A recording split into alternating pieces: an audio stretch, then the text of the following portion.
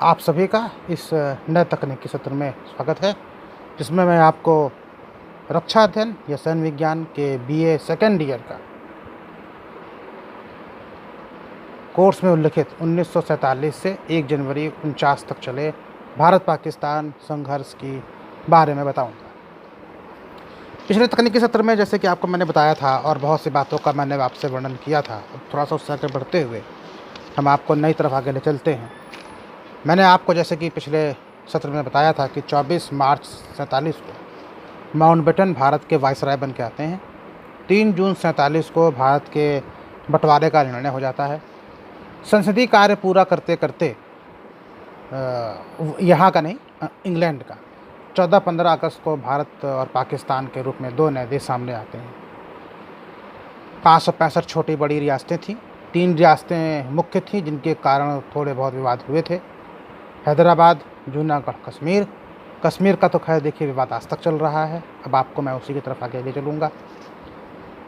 और पिछले सत्र में मैंने आपको बहुत कुछ बताया था, अब उन बातों का यहाँ पर रिपीट करने से कोई फ़ायदा है नहीं। देखिए 1947 में जब भारत पाकिस्तान का जब बंटवारा जब होने लगा और 2 नए राज्य सामने आए, तो हरि सिंह जो वहाँ के महाराजा थे, उन्होंने भारत और पाकिस्तान दोनों को एक स्टैंड स्टिल समझौता या यथास्थिति का एक प्रस्ताव बनाकर भेजा था। देखिए भारत की तरफ से कहीं से कोई दिक्कतें नहीं थी, क्योंकि हम शांतिपूर्ण राज्य थे। सत्य और अहिंसा की हमेशा से हम बात करते रहे थे। दिक्कतें शुरू हुई पाकिस्तान की तरफ से। पाकिस्तान ने क्या करना शुरू किया कि पाकिस्तान ने कश्मीर की सप्लाई लाइन को काट दिया। तो जितना उनके यहाँ से सप्लाई होती थी, क्योंकि पिछले सत्र में मैंने आपको बताया था कि पाकिस्तान की ही तरफ से 3 रास्ते थे जो पाकिस्तान से कश्मीर आते थे। तो जब सप्लाई कट जाएगी तो आप समझ सकते हैं कि वहाँ के कोई ख़ास कोई राज्य तो उठा नहीं कि बहुत बड़े कोई उद्योग होते, लेकिन वो लोग मुख्यतः पाकिस्तान पर आश्रित थे और उनका एक तरीके से खाना पीना रसद सब उस पर ठप हो गया। अकबर खान एक पाकिस्तान की सेना के एक अफसर थे, कर्नल थे। उनके नेतृत्व में कबायलियों ने पाकिस्तान के ऊपर 20 अक्टूबर 47 को ये सब पाकिस्तान में इकट्ठा हुए और 22 अक्टूबर को उन्होंने मुजफ्फराबाद पर कब्जा कर लिया। इसके पहले जो है हरि सिंह को पाकिस्तानी लोग काफ़ी धमकाते थे कि हम तुम्हारे खिलाफ़ कोई एक्शन लेंगे, हमला करेंगे, और भी दुनिया भर की बातें थी कि अगर आप हमारी तरफ चले आएंगे तो हम आपको अपने राज्य का राजा ऐसे ही आप चलते रहेंगे, कहीं से कोई दिक्कतें नहीं होंगी। ये सब बातें तो पाकिस्तान की तरफ से होती थी। हरि सिंह ने देखिए भारत से सहायता मांगी। उस सहायता के ऊपर माउंटबेटन ने एक मीटिंग बुलवाई और उस मीटिंग में ये कहा गया, भाई अब ये हमारे अंग तो है नहीं, तो हम सहायता कैसे कर देंगे। तो मैंने आपको पिछले सत्र में मैं बताया था कि हरि सिंह के प्रस्ताव पर या हरि सिंह के पीछे माउंटबेटन, नेहरू और शेख अब्दुल्ला का क्या खेल था, हमने आपको इस बारे में पहले बता दिया था। तो अब आप लोगों को इतना दिमाग होना चाहिए कि अब आप उन चीज़ों को यहाँ पर लिंक कर रहे हैं कि माउंटबेटन फिर से यहाँ पर क्या गणित खेल रहे थे। तो हरि सिंह ने कहा, भाई जब तक हमारे अंदर विलय होगा नहीं तो वो कुछ कर नहीं सकते। तो वीपी मेनन जो थे, जो उसमें जो नए राज्य बन रहे थे उसके सचिव थे, उनको तुरंत कश्मीर भेजा गया। उन्होंने जाकर देखा श्रीनगर के हालात बहुत ख़राब हो चुके थे। उन्होंने राजा को राय दी कि आप एक काम करिए, आप तुरंत जम्मू चले आइए और एक विलय पत्र है, आप उस पर साइन करिए। तो राजा साहब जो थे, जब कश्मीर से जम्मू आते हैं, श्रीनगर से जब वो जम्मू आते हैं तो हालात बहुत ख़राब हो चुके थे। वो आते हैं और उसके बाद तुरंत मेनन ने आके दिल्ली में इस बात का बताया कि वहाँ पर कितना ज़्यादा हालात ख़राब हो चुके हैं कश्मीर में। और जम्मू में राजा साहब थे उस समय। उसके बाद फिर से मेनन लौट के जाते हैं और बताते हैं कि आपकी बात वहाँ पर हमने रख दी है और जल्दी जो है आपको सेना की सहायता मिलना शुरू हो जाएगी। चाहे विलय पत्र हो चुका था। वहाँ से चलने के पहले राजा साहब ने, क्योंकि मजबूरी हो चुकी थी, तो हरि सिंह ने सारा प्रशासनिक कार्यभार शेख अब्दुल्ला को सौंप दिया था। 26 अक्टूबर को देखिए जम्मू कश्मीर के विलय पत्र पर साइन होने के बाद 27 अक्टूबर को स्वीकृति मिल जाती है माउंटबेटन की और कार्यभार सौंप चुके थे और भारत की सेना की टुकड़ी कश्मीर के लिए रवाना की जाती है। अब देखिए कबायली क्योंकि संख्या बहुत ज़्यादा थी और जो कश्मीर की सेना थी वो कोई बहुत बड़ी कोई सेना नहीं थी, क्योंकि देखिए वो पीसफुल राज्य था, पर्यटन वहाँ के मुख्य चीज़ थी। और इसके अलावा ऐसा कुछ वो नहीं था कि वो बहुत ज़्यादा अपने कोई सेना रखते, क्योंकि उनका कोई ऐसा कोई उद्देश्य भी नहीं था, क्योंकि पहले वो भारत से ही थे, कश्मीर पाकिस्तान तो बाद में बना। तो उनको नहीं लगता था कि ऐसा कुछ हो सकता है कि हमें कल को कोई बहुत बड़ी सेना की ज़रूरत हो। तो इनकी एक छोटी सी टुकड़ी थी और वो टुकड़ी ब्रिगेडियर राजेंद्र सिंह के अंडर में कबायलियों का सामना कर रही थी। उन्होंने उसको कबायलियों को 3 दिन तक रोके रखा। अंत में देखिए उस सेना के सभी लोग मारे जाते हैं कि बड़े ही तेज़ी से आगे बढ़ रहे थे। कबायलियों ने एक काम किया, जब वो आगे आने लगे मुजफ्फराबाद की तरफ से, तो उन्होंने देखिए जो बड़े बड़े पावर हाउस थे या ऐसे कोई बड़े ही स्ट्रेटजिक पॉइंट के सेंटर्स होते थे, उसमें वो आग लगा देते थे। तो श्रीनगर के बाहर उड़ी में एक बहुत बड़ा कोई पावर हाउस था, उसमें उन्होंने आग लगा दिया था। उसके बाद क्या होता है कि पूरी कश्मीर घाटी अंधेरे में डूब जाती है। अच्छा, इनका जो कबायलियों के भेष, देखिए कबायलियों के भेष में सैनिक ही थे, कुछ कबायली भी रहे होंगे, तो हो सकता है कुछ कबायली भी रहे हों। ये क्या करने लगे, ये लूटपाट करने लगे। लूटपाट बलात्कार के चक्कर में इतना मदहोश हो चुके थे कि इनको ये याद ही नहीं रहा कि इनको आगे श्रीनगर भी पहुंचना है। हमारी शायद सेना पहुंचने के लिए ये थोड़ा सा वो जो रुक गए, कुछ फ़ायदेमंद रहा भारत के लिए भी। अच्छा, आज़ादी के बाद देखिए सेना खुद अपने विभाजन में परेशान थी, और सबसे बड़ी चीज़ थी कि सेना 2 टुकड़ों में बँट चुकी थी। सेना की संख्या कोई इतनी बहुत ज़्यादा कोई थी नहीं, क्योंकि आपको पता है कि ब्रिटिश इंडिया था, राज्यों की सरकारें या राज्यों की जो रियासतें थी उनकी अपनी सेना अलग होती थी, ये तो सिर्फ ब्रिटिश सेना थी। और आज़ाद हिंद फ़ौज का कोई हमला था ही नहीं। और जो अंग्रेज़ों की सेनाएं भी थी वो सेकेंड वर्ल्ड वार की समाप्ति के बाद लगभग काफ़ी हद तक ख़त्म कर दी गई थी, और सेना का बंटवारा हो ही चुका था। लेकिन अगर हम बात करते हैं सेना को यहाँ से भेजने की, तो एक जो सबसे बड़ी जो मुश्किल आई थी वो हमारे साथ वही आई थी कि एक ही रास्ता था जो बनिहाल दर्रे से होकर जाता था, और जो एक और रास्ता जाता था आपका हिमाचल से होते हुए, वो सीधे पहुंचता था लेह की तरफ। तो बनिहाल दर्रा एक रास्ता था, वो भी शायद देखिए जाड़ा उसमें शुरू हो चुका था, तो वो भी बहुत ज़्यादा कोई एक अच्छा रास्ता चुनाव के लिए नहीं था। तो इसलिए हम लोगों ने जो रास्ता चुना वो चुना बाई एयर। तो बाई एयर कर्नल रंजीत राय के नेतृत्व में डकोटा विमान से एक टुकड़ी 27 अक्टूबर को सुबह श्रीनगर हवाई अड्डे पर लैंड करती है। समस्या ये थी कि भारत सरकार को और सेना को पता ही नहीं था कि वहाँ पर श्रीनगर की हवाई पट्टी की इसमें क्या स्थिति है। क्यों? क्योंकि महाराजा साहब जम्मू आ चुके थे। ब्रिगेडियर राजेंद्र सिंह के नेतृत्व में सेना जो थी वो लड़ते हुए शहीद हो रही थी, ख़त्म सी हो चुकी थी, और वहाँ पे बिल्कुल एक तरीके से अराजकता और युद्ध का बिल्कुल सीन था। तो सेना वहाँ पर पहुँचती है, और कर्नल रंजीत राय जैसे ही वहाँ पर उतरते हैं तो उन्होंने आधी सेना तो अपनी जो है रख दी हवाई पट्टी की सिक्योरिटी के लिए, ताकि अगली मदद भारत से जो आए वो पहुँचती रहे, और आधी सेना लेकर के वो अपने साथ फिर से पट्टन की तरफ आगे बढ़ जाते हैं। कर्नल राय ने वहाँ पर कबायलियों का सामना किया, और उनकी पूरी टुकड़ी शायद इस संघर्ष में शहीद हो गई। कहा जाता है कि अगर कर्नल राय ने अपनी इस बुद्धिमत्ता का परिचय ना दिया होता कि आधी टुकड़ी से श्रीनगर की रक्षा करो, आधी टुकड़ी से जाकर उनको वहाँ रोको, तो शायद कश्मीर आज हमारे पास ना होता। इसके साथ ही एक चीज़ आप और गौर करेंगे जब आप देखेंगे कि बहुत बड़ी ये एक सफलता थी। ऐसी जगह पे हमने लैंड किया है जहाँ पे हमें कुछ आइडिया नहीं है।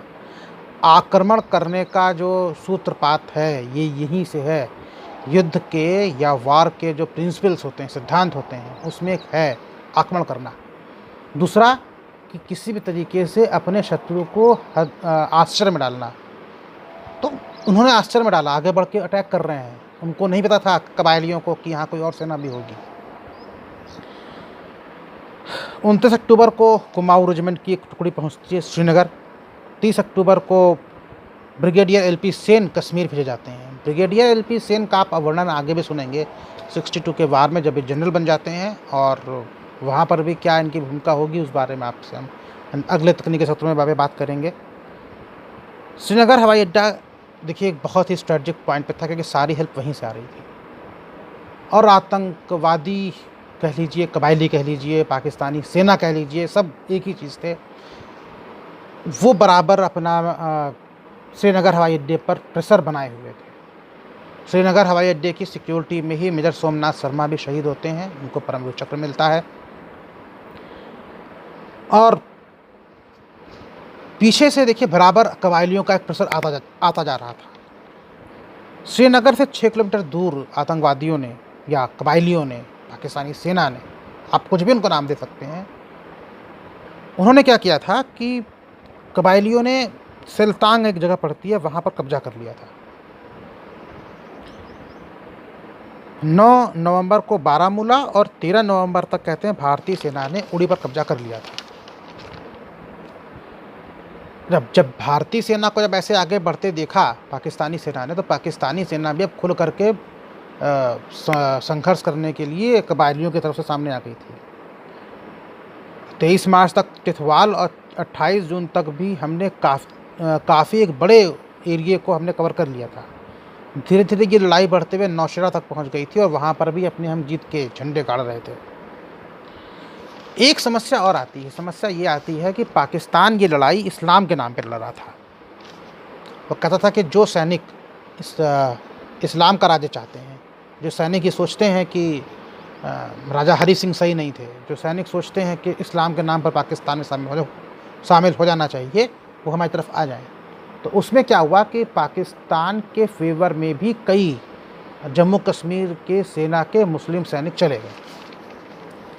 एक हमारे तरफ थोड़ी सी समस्या इस चीज़ को लेके होती है कि जब मालूम चलता है, अब देखिए हमारे साथ प्रॉब्लम क्या थी, हमारे पास वहाँ का लोकल सपोर्ट तो था नहीं, हमें खुद क्रिएट करना था। और ये जो पाकिस्तानी थे, इनको अब यहाँ पर आकर के वहाँ के लोकल सेना वालों को भी सपोर्ट मिल जाता है।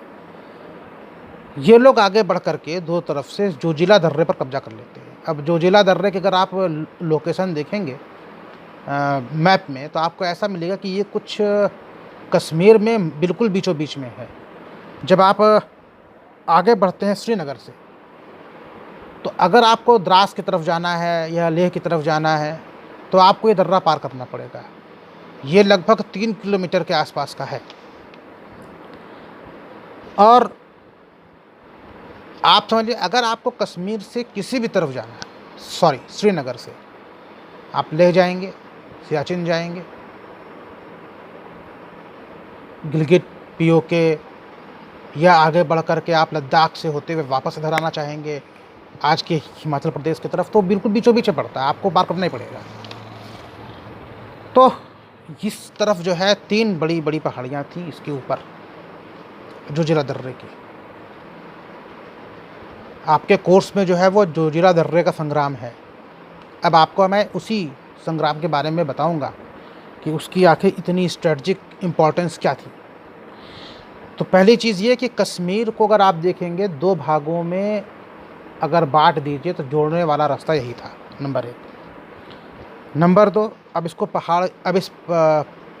अगर आपको इस जोजिला दर्रे को पार करना है, तो दुश्मन जो बताया था कि कबायली भी थे और उनकी सेना से बगावत करे हुए मुस्लिम सैनिक भी थे, वो इन 3 पहाड़ियों पर कब्जा करके बैठ चुके थे। इसके तीन तरफ एक मसिनगन पहाड़ी थी, जो चबूतरा पहाड़ी थी, एक और कोई पहाड़ी थी, इसको मैं नाम मिस कर रहा हूँ। तो ये 3 पहाड़ियों पर इनकी बहुत ही स्ट्रेटजिक लोकेशन पे पाकिस्तानियों के कब्जे हो चुके थे। उस लड़ाई में हमारा बहुत बड़ा लॉस हो चुका था ऑलरेडी पहले ही। तो अब क्या किया जाए? इसके लिए जो जनरल करियप्पा थे, जनरल थिमैया थे, देखिए इन्होंने सेकेंड वर्ल्ड वार में बहुत बड़ा काम किया था और इनको सैनिक अपना समझते थे। कहते थे कि ये दोनों जहाँ जाएंगे विजय वहाँ पर होगी। तो भारतीय सेना ने एक प्लान बनाया, बिसन प्लान ये था कि छुपते छुपाते पैटर्न टैंकों को कश्मीर ले जाओ। अब देखिए,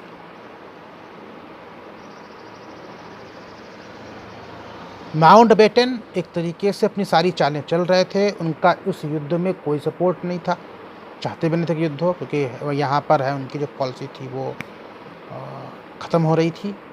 दूसरा ये था कि जो तीनों सेनाओं के चीफ थे, भारत में भी पाकिस्तान में, दोनों तरफ के जो सेना के मुख्य अधिकारी थे, जिसको आप army chief, military air chief और नेवल चीफ कह सकते हैं, आपस में बात करते थे।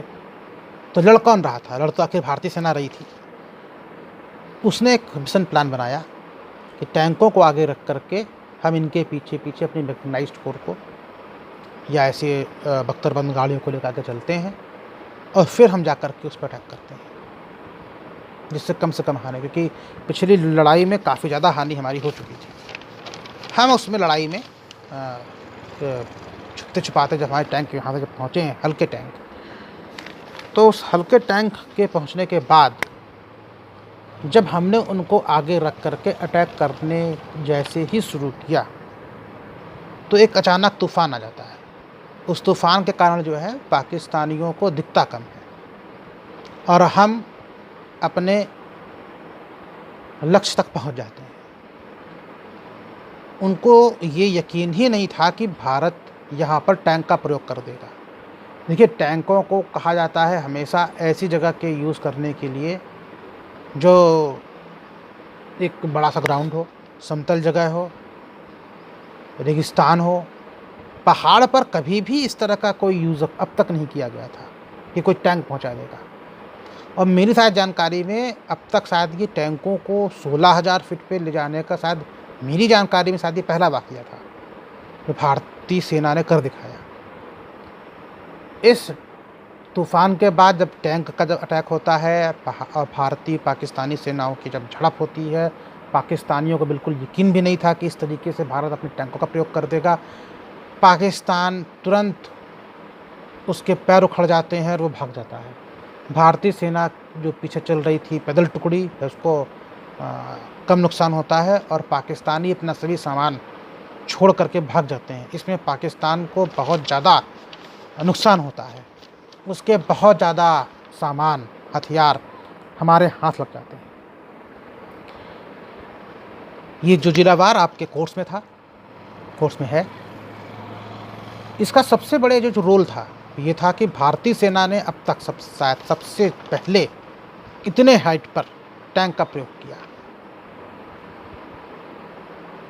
हमने इसमें किन सैनिक लक्ष्यों का या आक्रमण, या अगर हम कहते हैं कि हमले के जो एम, जो आक्रमण करने के जो प्रिंसिपल्स होते हैं, उसमें हमने किन चीज़ों का या युद्ध के किन सिद्धांतों का प्रयोग किया? तो नंबर 1 था अटैक करना। दुश्मन समझ ही नहीं पाया कि इस हाइट पर भी टैंक का प्रयोग होगा। नंबर 2 था उसको आश्चर्यचकित करना। एक तो टैंक लेकर के भी हमने फर्स्ट इनिशिएटिव लिया, उसके बाद हमने टैंक के द्वारा उसको आश्चर्य में डाल दिया, कितना बड़ा अटैक हम कर सकते हैं। तीसरी सबसे बड़ी बात यह थी कि हमारी सेनाओं के बीच आपको समन्वय देखने को मिलेगा।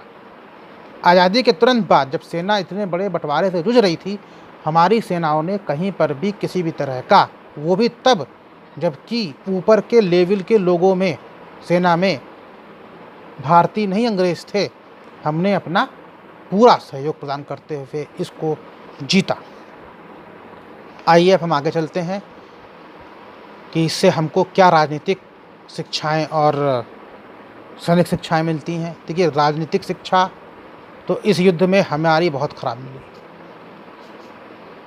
हमारा कश्मीर पर कानूनी अधिकार था, लीगल राइट, कश्मीर हमारा हो चुका था। उसको होने के बावजूद भी हमने कश्मीर को अंतर्राष्ट्रीयकरण कर दिया। हमारे, अगर आप देखिए उस समय, तो पाकिस्तान एक दुश्मन के तौर पर सामने आया। क्या आपको ये नहीं पता था कि जब 2 राष्ट्र का सिद्धांत पे जब पाकिस्तान बट रहा है तो हमसे क्या वो जो है मित्रतापूर्ण संबंध रखेगा? जिन्ना तो विरोध चाहते ही थे शुरू से, उसमें कौन सी नई बात थी। लेकिन आपको भी तो समझदार होना चाहिए था ना। हम माउंटबेटन को और अंग्रेज़ों को अपना दोस्त समझते रहे। हमने क्या कहा कि नहीं नहीं, आप यहाँ साहब रुकिए, आप ही हमारे वाइसराय बने रहेंगे, हम आपको क्यों हटाएं।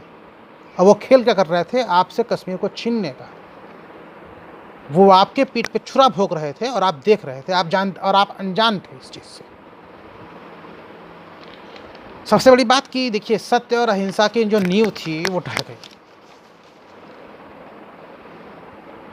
देखिए, सत्य और अहिंसा, मैंने पहले भी आपसे सत्र में कहा था कि अच्छी बात है, लेकिन सत्य और अहिंसा अच्छी बात तब है जब इस चीज़ को सामने वाला समझे। अगर सामने वाला सत्य और अहिंसा की कीमत नहीं समझता तो बहुत से नुकसान आपको सामने देखने को पड़ जाते हैं।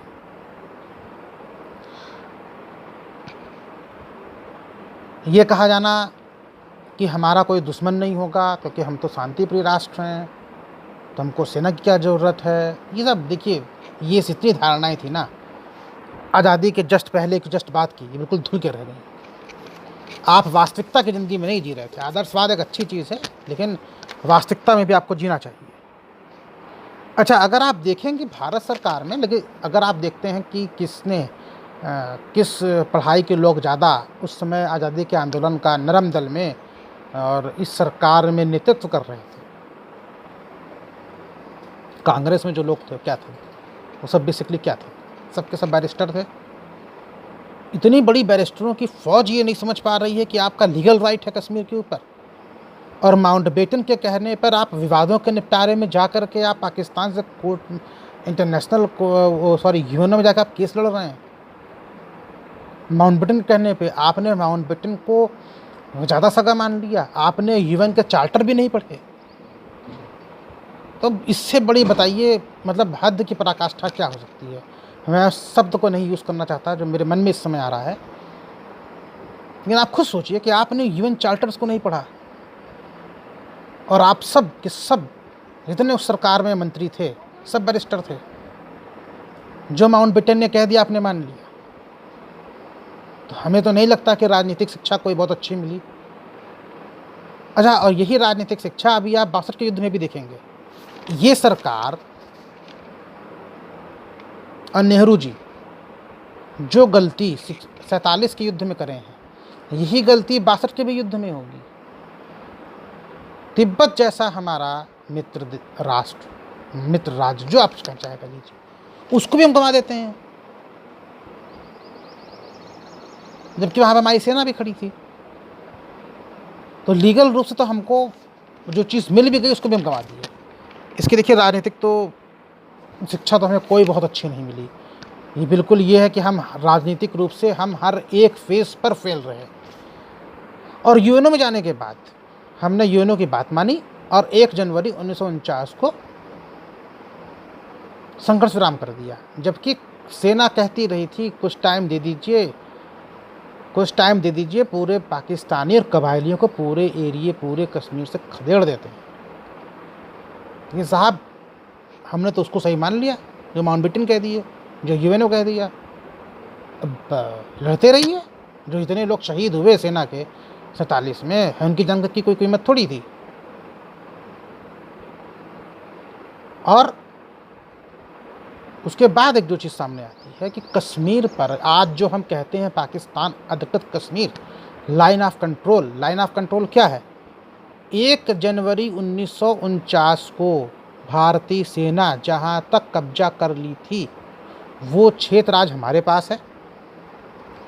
जो क्षेत्र खाली करवाने से रह गया था उसको आज हम पाकिस्तान अधिकृत कश्मीर कहते हैं। पाकिस्तान उसको आज़ाद कश्मीर कहता है। भारत अपने नक्शे में पूरे कश्मीर को दिखाता है कि हमारा पूरा area, no doubt legal right Bharat का ही है उस पर।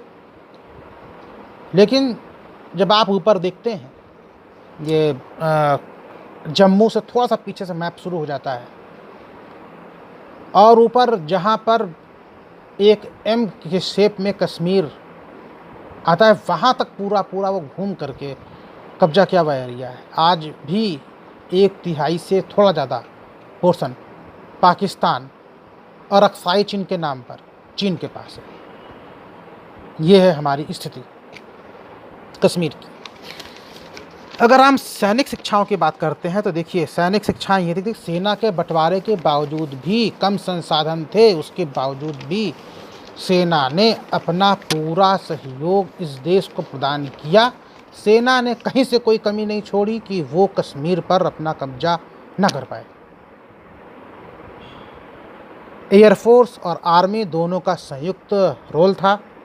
जाने का कोई रास्ता नहीं था। उसके बावजूद पहली बार हमने श्रीनगर में सेना को उतारा, और इस तरह उतारा कि श्रीनगर कितनी मजबूत लड़ाई में भी, जो कितनी भीषण हो रही थी, मेजर सोमनाथ शर्मा, कर्नल रंजीत राय जैसे लोग वहाँ पर शहीद हुए, तो उसके बावजूद भी हमने अपने देश के लिए कश्मीर को बचाया।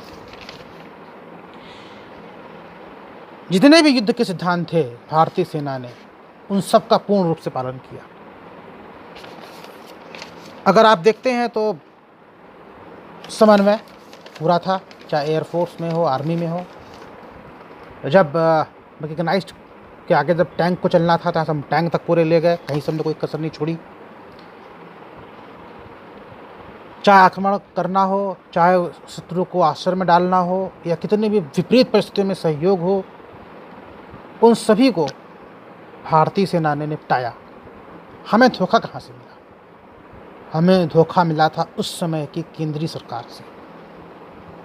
अगर हमने माउंटबेटन के बहकावे में ना आकर के अपना थोड़ा सा भी दिमाग लगाया होता तो आज कश्मीर हमारा होता। और यकीन मानिए, अगर आज वो कश्मीर होता तो ना ये पाकिस्तान अधिकृत कश्मीर का झंझट होता, ना अक्साई चिन्ह होता, ना आतंकवाद होता, और ना ये 370 की समस्या होती, और ना आज ये कश्मीर में पत्थरबाजी के आपको नज़ारे देखने को मिल रहे होते जो आपको अक्सर देखने को मिल जाते हैं। हमारी सेना के जो लोग वहाँ पर शहीद हो रहे हैं, हर साल शहीदों की संख्या जो बढ़ती चली जा रही है, शायद ये भी ना होती। तो आज का ये चैप्टर था जिसमें मैंने आपको बताया कि जोजिला का संग्राम का एक युद्ध था, वो किस तरह समाप्ति की ओर बढ़ता है। आज आपका ये जो फर्स्ट वॉर था वो जाकर ख़त्म होता है। देखिए, इस विषय में आपको अपना मस्तिष्क खोल के बैठना पड़ेगा। आपकी राजनीतिक झुकाव किसी भी तरफ हो, आप किसी भी धर्म को मानते हो, किसी भी जाति को मानते हो, मुझको उससे कोई मतलब नहीं है। मुख्य मुद्दा यह है कि आपकी राजनीतिक इच्छाएं, आपके राजनीतिक पार्टियां, आप चाहे जिसको वोट दें, मुझे से कोई मतलब नहीं। इस विषय में हमें पिछले हुई गलतियों का अध्ययन करना है, ताकि भविष्य में कभी जब ऐसा मौका आए तो आप लोग कम से कम बुद्धि का प्रयोग करें और अपने इस देश के जनादेश को इतना मजबूत बनाएं कि भविष्य में इस तरह की गलतियां ना हो। देखिए, कोई ऐसा नहीं है, कोई भी नेता हो, हम आप हो, कोई भी हो, वो एक आदमी है, गलती आदमी से ही होती है। हो सकता है कि उस समय इतने अच्छे संबंध रहे हों कि सरकार ने ना समझ पाया हो कि माउंटबेटन धोखा दे रहे हों, ना, हो सकता है, कोई दो राय नहीं। हो सकता है कि इनको लगा हो कि शायद हमें इंटरनेशनल चीज़ों का इतना जानकारी नहीं है, लेकिन मेरा मानना है अपनों का तो साथ ले लेते, कम से कम सेना के लिए सुन लेते। आपने पहले ये क्यों कहा था कि भारतीय सेना में कोई योग्य नहीं जो जनरल बने? आपने उनको रोक लिया। आपने भी कहा कि हमारे यहाँ कोई योग्य नहीं है जो गवर्नर जनरल बने, तो प्रधानमंत्री किसी और को बना देते, क्या दिक्कत थी? लेकिन उसी का खामियाजा आपने आकर के यहाँ पर भुगता। आपको वो इंग्लैंड वाले ज़्यादा प्यारे लगते थे, आपको उनकी राय ज़्यादा कीमती लगती थी, भारतीयों की राय आपको ज़्यादा प्यारी नहीं लगती थी। अगर भारतीयों की राय ज़्यादा प्यारी लगती तो आप यूएनओ में जाने के पहले सेना से पूछते कि कब्जा छुड़ा पाओगे कि नहीं। और जब वो सेना आगे बढ़ रही थी, आप खुद मैप में कभी आप देखिएगा, अगर आपको यकीन ना हो कभी आप डाल के देखिए, गूगल पे आप डाल के देख लीजिए मैप, पाकिस्तान ऑक्युपाइड कश्मीर आज जिस गिलगिट बाल्टिस्तान, बालाकोट, जिस एरिया पे हम अटैक करते हैं, क्यों? क्योंकि वो पाकिस्तानियों के आतंकवादी शिविर वहाँ पर चल रहे हैं, वो सारे शिविर आज हमारे कब्जे में होते, और सारे शिविर आज हमारे कब्जे में होते। लेकिन नहीं साहब, उस समय तो जो माउंटबेटन जी कहते वही अच्छा लगता था। तो गलती एक बार होती है, गलती दो बार जब होती है तो अस्वीकार हो जाती है, वो भी तब जब आपका जब राष्ट्रीय मुद्दा हो। मेरा अपना मानना है, आप अपने घर के मामले में आप गलती कर सकते हैं, आप अपने व्यक्तिगत ज़िंदगी के बारे में गलती कर सकते हैं, किसी को उससे कोई मतलब नहीं है। लेकिन जब बात आ जाती है देश की, तो आपसे एक भी गलती नहीं होनी चाहिए, क्योंकि उस गलती से पूरे देश की ज़िंदगी का सवाल होता है। आज उस गलती का परिणाम 135 करोड़ की जनता आतंकवाद के रूप में भुगत रही है। अच्छा, अब हम आपको एक थोड़ा-सा दिमाग आपका और ओपन करते हैं, क्योंकि अब हम इस चीज़ को यहीं पे क्लोज़ करेंगे। हम आपको बताते हैं कि पाकिस्तान को क्या मिला। तो देखिए साहब, पाकिस्तान को मिला ये कि जो एरिया पाकिस्तान का नहीं था, पाकिस्तान ने उस पर भी कब्जा कर लिया, नंबर 1। नंबर 2, इंग्लैंड ने जो चाल खेली थी, वो चाल ये थी कि किसी एक देश को वहाँ पर मजबूती के साथ खड़ा करो। मैंने आपको बताया था कम्युनिज़्म को रोकने के लिए पाकिस्तान को उन्होंने सपोर्ट किया, पाकिस्तान तोड़वाया। अच्छा, यहाँ पे क्या कर रहे थे पाकिस्तानी कि तुमको हम राजा बना देंगे, ठीक, हरी सिंह को। लेकिन फिर कि राजा बना देंगे क्योंकि तुम मुस्लिम राज्य के राजा हो, हिंदू हो। लेकिन फिर यहाँ पर वो ये बात फिर से भूल जाते हैं कि भैया ट्रांसफ़र करो ना पॉपुलेशन का, वो इस चीज़ को एक्सेप्ट नहीं करते। तो पाकिस्तान को क्या मिला? पाकिस्तान को एक ऐसा राज्य मिल जाता है, 1/3 सही, उसका था ही नहीं।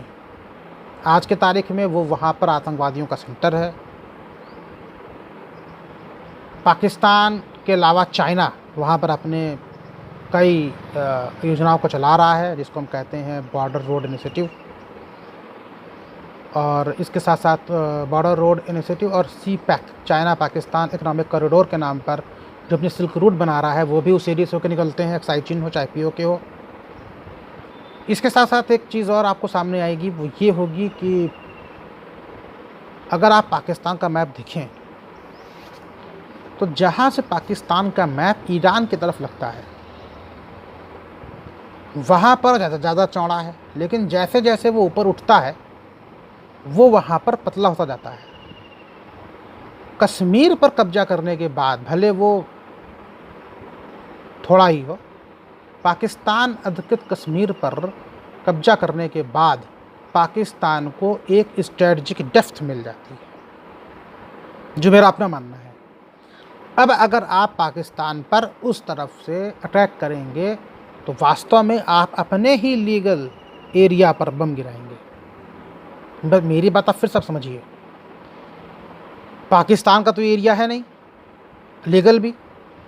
अगर आप पाकिस्तान पर POK के लिए अटैक करते हैं, तो अगर आप POK की तरफ से अटैक करते हैं तो POK की लड़ाई वो वास्तव में आपके अपने लीगल एरिया पे होगी। पाकिस्तान तो पीछे है, उसके सेफ है। तो इस पर कब्जा करने के बाद पाकिस्तान को एक स्ट्रेटजिक डेप्थ मिल गई, जो उसका एरिया नहीं था, उसने उसको भी कब्जा कर लिया।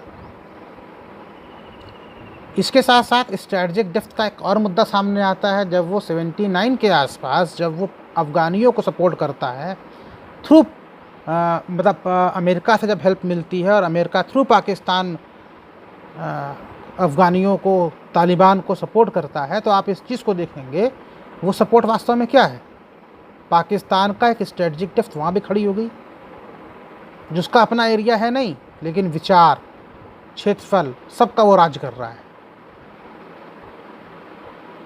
तो इस तरह मैं अपनी वाणी को आज ही विराम दूंगा।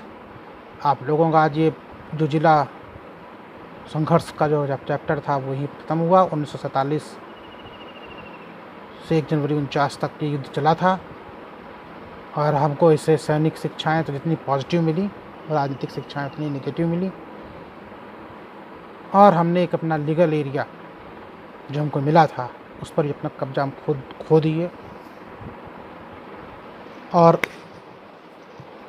कुछ सालों के बाद हम देखेंगे, जब हम चलेंगे कुछ सालों मतलब कोर्स में, यहाँ तो शायद आपसे कुछ जल्दी मुलाकात हो जाए, तो जल्दी उसमें फिर से आप देखेंगे कि किस तरह हम अपना नियंत्रण तिब्बत से खोते हैं, किस तरह अपना हम नियंत्रण अपने कुछ एरिया से खोते हैं, और किस तरह हम चीन को फिर से एक एरिया गिफ्ट करते हैं। तो चलिए अपनी वाली वहीं पर विराम देता हूँ। जय हिंद, जय भारत।